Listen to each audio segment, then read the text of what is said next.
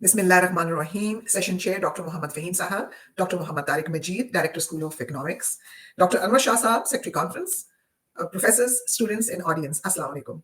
It is an honor for me to be invited to be part of this conference and to speak in front of well-learned and aspiring scholars and personalities and students with passion and eagerness. I really commend and I also appreciate the effort of organizing this international conference on Islamic development. This is something unique that you have arranged, and it will really help to see and find different angles and aspects of economic growth and development, especially in our societies where we live, where we are facing a lot of problems. Let me share with you quick, because I have only 10 minutes to speak. So I would say that when I was organizing Benazir Income Support Program, I faced a lot of challenges being the head of the program because this was something absolutely new, innovative. We use technology-based systems. Not only the people of Pakistan were not used to all this, even though bureaucratic systems, our establishment, government systems, civil or any establishment, they were not mentally prepared, they were not physically prepared to accept the technology-based systems and have no knowledge of different new innovative ways to reach out to the people of our country, people of Pakistan, to find out solutions and to see how can we help our own people without getting support or budgetary support or international support. How can we help our own people as a nation, as a collective responsibility? Of course, collective responsibility covers the corporate responsibility as well. And of course, individuals' responsibility. We are Muslims, alhamdulillah. Being our religion as Islam, we believe in charities, we believe in sadaqah, khairat, and a lot of other ways to help our people, but we do not channelize and formalize those methods of help. And here, when I faced all this, so I don't want to go to in details, we were trying to reach out to 5 million families in Pakistan, and those 5 million families, they were looking for the help. They never cared who's going to help them. They were looking at the hand who's coming forward to help them and to support them to take care of their livelihood, their families. And you have seen a lot of flood affectees were also part of it. A lot of families, they were affected by the terrorism. They were also part of it. Bomb blast victims were part of it. And we have covered majority of neglected and victims' families all over the country. And finally, we reached to 5 million families in Pakistan, even though this was a big achievement. But I had somewhere in my mind and in my heart that I want to learn more how to involve the societies. How can we help our own people and their own well-being, without any external and additional help, or if we are getting the help, but we have to involve our own people first. In surroundings, neighborhoods, corporate sector, local individual charities, to streamline as one. I know your topics I have seen. I was really impressed with SDGs, Secretary General United Nations. When I met him, he emphasized on it, and they recommend, not only they commended Benazir Income Support Program, that we are playing a major role in Pakistan to meet SDGs through our, the poverty program, which is, helping people, giving cash grants, giving educational program for their poorest of the poor or vulnerable families' children, sending them to school, enrolling them for schools, giving them vocational technical training to help them to stand on their own 2 feet, giving women support as entrepreneurs through Wasila Haq program. So that's how they can stand on their own 2 feet and they can exit from the program. So they not only, the United Nations not only commended the program, at the same time, they recommended that this type of program should be replicated all over the world in developing countries where people need help, because this is the most properly planned, strategized to reduce or eradicate poverty and women empowerment and children's education. But I would say that I wanted to learn. Once I was out of this position, and when I came out, my first thing was how to learn and enhance my knowledge in humanitarian action and peace building subject, more from a United Nations perspective and international perspective, how this work is being conducted all over the world. So I happily I can share with you that I got an opportunity with United Nations Institute of Research and Oxford Brookes University. They offered me a program. So I did a little research, and I have spent 3 years with them, studying all the programs internationally, which are helping, especially in conflict affected areas and those zones. I have tried my best to come up with another theory and thought how we can help people through conventional economics using the and looking at the divine economics perspective as well. So I would request that if I just take 4 minutes extra, bear with me because this is something I really want to share with you. And I would say I want to keep few things in front of you as a food for thought, because you are scholars. I see many scholars here. I have seen many names, and I'm really impressed. And I really would like that you also look into this further to see what else can we do to contribute in that. So let me share with you in this study what I have come up with.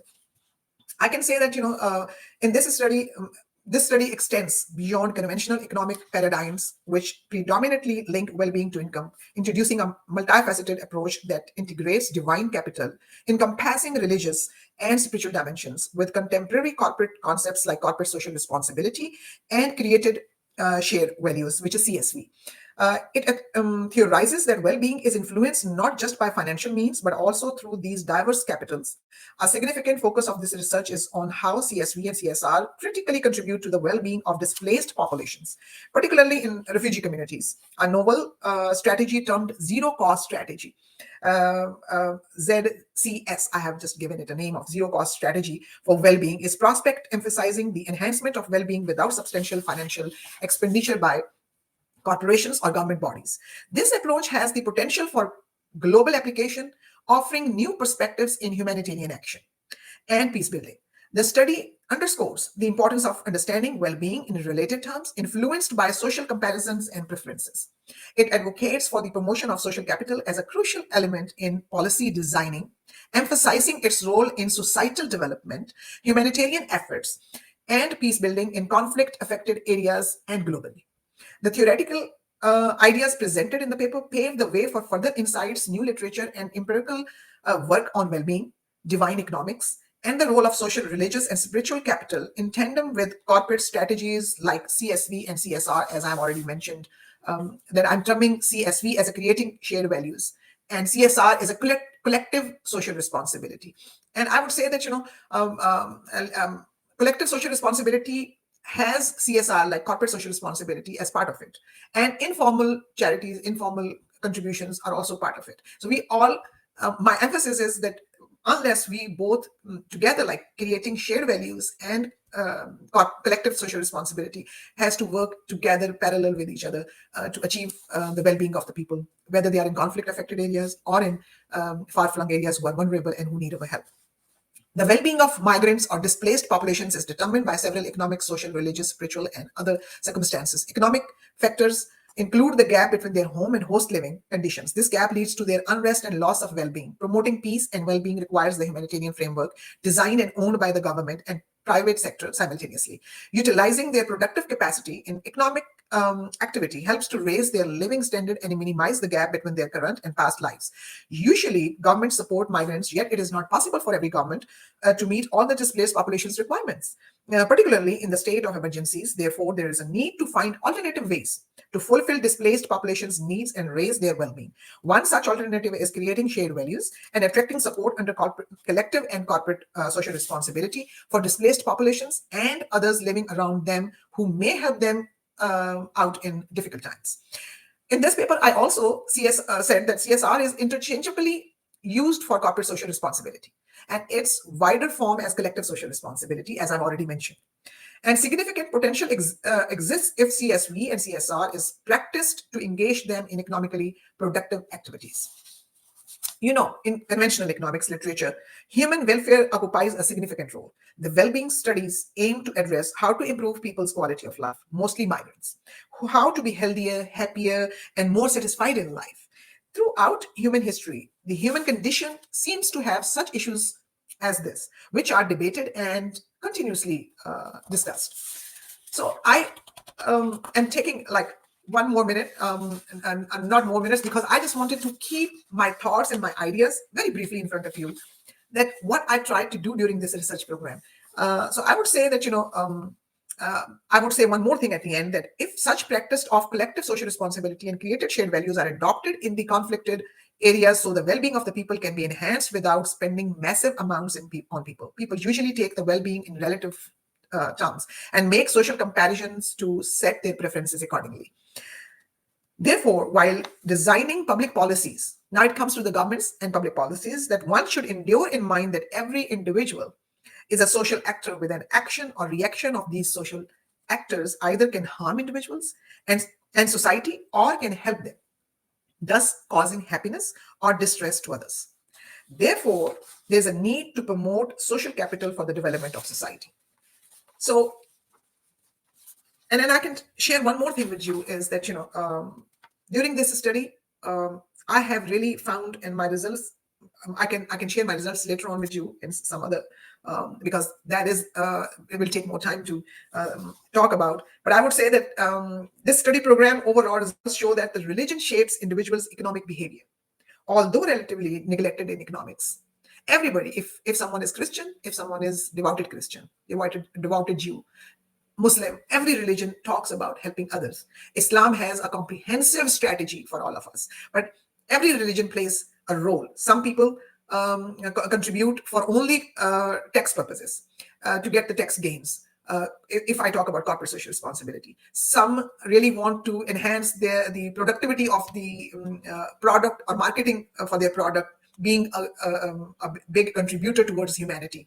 Companies, every company has, or corporate sector has its own motive to find and see, but some have a motive just to help people to move, to come forward. So I would say that, in relatively, this is neglected in overall economics. So we have to look in that perspective as well. So therefore, both religion and spiritual knowledge and expertise can improve human well-being.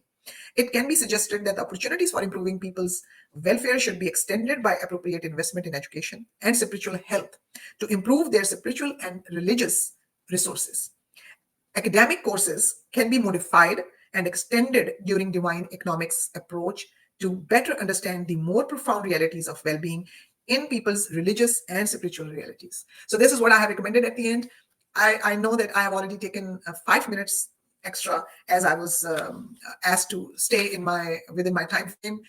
I promised that I wanted to stay within my time frame, but unfortunately, this topic is close to my heart, and I have so much to share and discuss. But I just tried to share whatever thoughts and ideas I have come up with my research, latest research program and study. I would love to hear from you to see if we can further dig into it and further see what we can do for the humanity. God bless you all. Many prayers for you all, and wish you the best. And I hope I have done justice to whatever I was supposed to speak about.